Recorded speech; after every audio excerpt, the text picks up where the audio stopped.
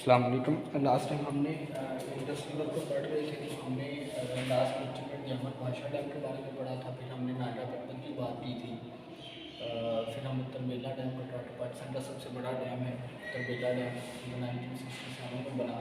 फिर हमने बारसत डैम की बात की, जो कि अटल के मकाम पर दरिया सिंध के साथ मिल रहा है। फिर इसमें हमने मियाँ वाली के अंदर कालाबाग डैम, जनाब मिराज और चश्मा मिराज की बात की। और तौंसा बिराज जो है, तौंसा बिराज 1985 में बना। और तौंसा बिराज जो है, ये डेरा गाजी हाटी तहसील है तौंसा शरीफ, तो ये वहाँ पे है तौंसा बिराज दरिया सिंध के ऊपर। और तौंसा बिराज के रेलिवेंट टर्म्स से कुछ आता है कच्ची कैनाल प्रोजेक्ट के बारे में। कच्ची कैनाल प्रोजेक्ट, कच्ची कैनाल प्रोजेक्ट जो है ये 499 kilometre long canal project system है। कच्ची कैनाल प्रोजेक्ट जो कि स्टार्ट होता है तौंसा बिराज इंडस रिवर पे और एंड होता है बलूचिस्तान के मकाम में। जो कच्ची कैनाल प्रोजेक्ट है ये 2002 में इस्टेब्लिश हुआ है। और इसकी जो कॉस्ट है वो रिवाइज्ड कॉस्ट 80.5 बिलियन रुपीज़ है। जो इसकी कॉस्ट है कच्ची कैनाल प्रोजेक्ट की, ये रिवाइज्ड 80.5 बिलियन है। और जो कच्ची कैनाल प्रोजेक्ट है इसका पर्पस है to provide irrigation water supply to 72,000 एकड़ ऑफ बलूचिस्तान एंड 30,000 एकड़ ऑफ पंजाब। कच्ची कैनाल प्रोजेक्ट जो है ये 3 फेजेस पे डिवाइड इसको किया गया है। जो फर्स्ट फेज़ है वो 399 kilometre long canal project system है, जिसमें 305 किलोमीटर पंजाब में है और 94 किलोमीटर जो है वो बलूचिस्तान में है। और ये अगस्त 2020 में ये फर्स्ट फेज़ कच्ची कैनाल प्रोजेक्ट का कंप्लीट हो गया है। जबकि इसका जो सेकंड फेज़ है वो 60 किलोमीटर है और थर्ड फेज़ 40 किलोमीटर है, जो कि अभी अंडर कंस्ट्रक्शन चल रहा है। और ये टोटल 399 किलोमीटर का फर्स्ट फेज़, 60 का सेकंड और 40 किलोमीटर का थर्ड फेज़, ये total 499 kilometre long canal project system है। जिसका जो पर्पज़ है वो जो बलूचिस्तान और पंजाब के एरिड लैंड है, जो वर्जन लैंड है, उनको इरीगेशन के काबिल बनाना है।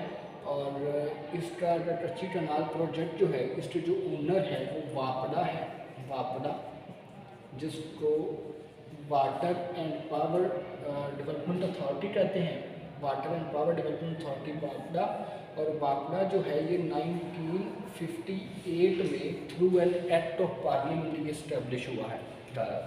ये तौंसा बिराज के बाद यहाँ पे दरियाए सिंध के ऊपर एक पॉइंट आता है जिसको बोलते हैं मिठन कोट, जिसको बोलते हैं मिठन कोट। जो मिठन कोट है ये सदर्न पंजाब की एक डिस्ट्रिक्ट है जिसका नाम है राजनपुर। राजनपुर ये डेरा गाजी डिवीजन में आता है डिस्ट्रिक्ट राजनपुर, जो कि 1982 में बना है डिस्ट्रिक्ट। उसमें एक पॉइंट है जिसका नाम है मिठन कोट। तो मिठन कोट जो 6 दरियाओं की सरजमीन में बोला जा सकता है, क्योंकि जो 5 दरिया हैं झेलम, चनाब, सतलुज, रावी और ब्यास, ये पांचों दरिया मिलते हैं पंजनद के मकाम पे, जो कि मुजफ्फरगढ़ की तहसील है अलीपुर, और अलीपुर में ये मकाम है पंजनद। और यहाँ पे ये पांचों दरिया पंजनद रिवर के तौर पे 45 किलोमीटर बाद चलने के बाद दरियाए सिंध में मिठन कोट के मकाम पे आकर दरियाए सिंध से मिलते हैं। तो 5 दरिया ये और छठा दरियाए सिंध, इसलिए मिठन कोट को 6 दरियाओं की सरजमीन बोला जाता है। और मिठन कोट पे यहाँ पे एक दरबार है, शराइन है ख्वाजा गुलाम फरीद का। ये अक्सर पेपर में पूछा जाता है कि ख्वाजा गुलाम फरीद का दरबार किस मुकाम पे है। तो ये मिठन कोट या राजनपुर की ऑप्शन भी होती है, और सब पाटपतन शरीफ की भी ऑप्शन होती है। जो पाटपतन में मज़ार है वो है बाबा फरीद गंज शक्कर का। तो ये कंफ्यूज करता है ख्वाजा गुलाम फरीद और बाबा फरीद गंज शक्कर। ख्वाजा गुलाम फरीद का दरबार है मिठन कोट राजनपुर में, और बाबा फरीद गंज शक्कर का जो मज़ार है वो है पाटपतन में। ख्वाजा गुलाम फरीद जो है ये पंजाबी और सराइकी के एक मरूफ शायर की हैसियत रखते हैं। और इनका एक कलाम भी है, मजमुआ भी है, जिस मजमुआ कलाम का नाम है दीवाने फरीद। दीवाने फरीद फिर अटक से मिठन कोट के दरमियान में ये सारा जो इलाका है ये सिंध का बलाई मैदान कहलाता है, जिसको अपर इंडस रिवर बोलते हैं, जिसको अपर इंडस प्लेन बोला जाता है, सिंध का बलाई मैदान। फिर मिठन कोट से लेके ठट्ठा तक जो इलाका है, मिठन कोट से ठट्ठा तक जो इलाका है सिंध में, इसको बोला जाता है दरियाए सिंध का ज़ेरी मैदान, दरियाए सिंध का ज़ेरी मैदान। अब इस दरियाए सिंध पे मिठन कोट के बाद यहाँ पे एक बैराज आता है जिसका नाम है गुड्डू बैराज, गुड्डू बैराज। ये दरियाए सिंध के ऊपर है और सूबा सिंध में एक डिस्ट्रिक्ट है जिसका नाम है काशमोर, काशमोर डिस्ट्रिक्ट। ये काशमोर डिस्ट्रिक्ट में है जो कि 1962 में बना है। इसको फेब 1957 में सिकंदर मिर्ज़ा ने इसकी फाउंडेशन रखी गुड्डू बैराज की, और 1962 में फील्ड मार्शल जो अयूब खान था उसने इसकी इनॉग्रेशन की गुड्डू बैराज की। गुड्डू बैराज के बाद यहाँ पे पाकिस्तान का सबसे पुराना और सबसे बड़ा बैराज आता है जिसका नाम है सक्खर बैराज, जिसका नाम है सक्खर बैराज, जो कि पाकिस्तान का सबसे बड़ा और सबसे पुराना बैराज है, जो कि 1923 में ब्रिटिश राज के दौरान इसकी कंस्ट्रक्शन शुरू हुई थी और ब्रिटिश राज के दौरान 1932 में इसकी कंस्ट्रक्शन कंप्लीट हो गई थी। और सक्खर बैराज का पुराना नाम पूछा जाता है तो सक्खर बैराज का पुराना नाम है ललॉयड बैराज, जो पाकिस्तान का सबसे बड़ा और सबसे पुराना बैराज है।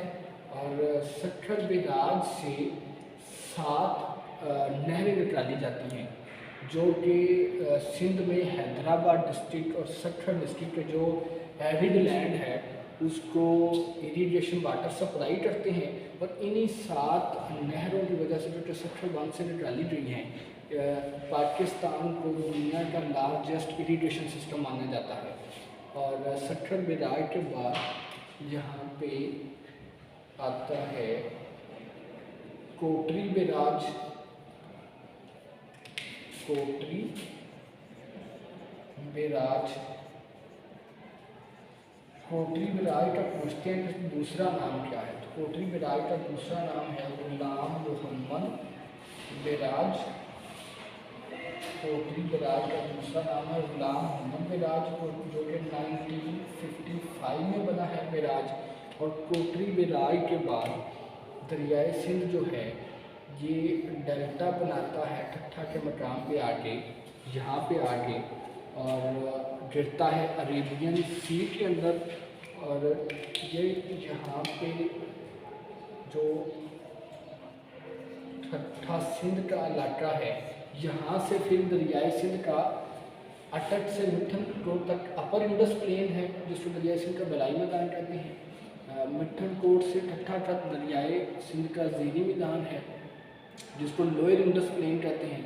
और ठट्ठा से आगे अरेबियन सी तक जो है ये दरियाए सिंध का डेल्टाई मैदान है, क्योंकि दरियाए सिंध यहाँ से डेल्टा बनाना शुरू कर देता है।